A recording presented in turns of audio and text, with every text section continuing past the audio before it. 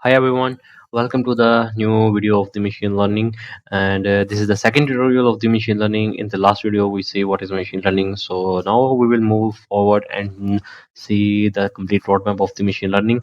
So in this video we will see what kind of skills we require to learn the machine learning from beginner to the advanced. So let's move forward and see. The first thing you need to know is that for the machine learning, the first thing we know is programming language. And for machine learning, we can do programming in Python or in R. But in our course, we will go with the Python because in R programming, many of the machine learning models are built, but in Python it is built in. So we simply give our data to our models and train and test. So let's move forward and see what other skills we require. So the second one is exploratory data analysis. Exploratory data analysis is the process of analyzing data sets to summarize their main characteristics, usually with visual methods.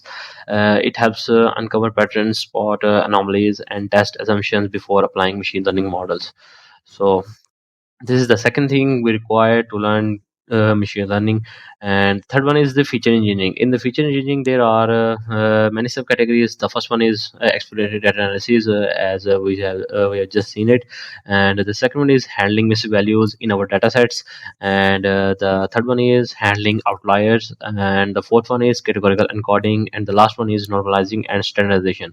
In the upcoming videos we will see all these one by one, and we will do a practical on it. And the other skills are the feature selection.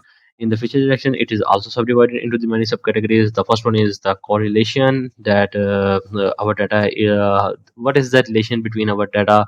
And the second one is the forward elimination, and the third one is backward elimination, and the other one is random forest or importance. It is a algorithm. And the last one is the feature selection, that what in our data set, what columns we need to predict the values. This is basically feature selection.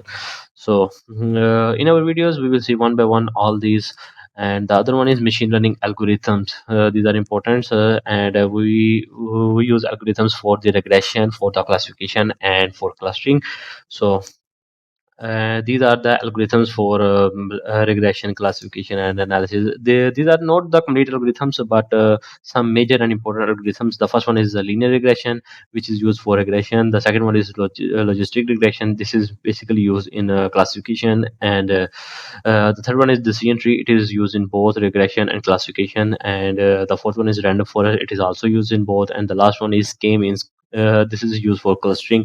So these are the algorithms, and we will see one by one. And the other parameter we use for the machine learning is hyperparameter tuning.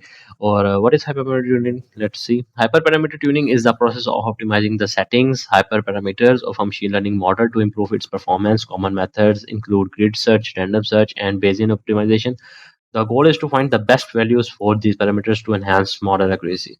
And these algorithms we use for the hyperparameter tuning. The first one is the grid search algorithm. The second one is random search, and the last are the genetic algorithms.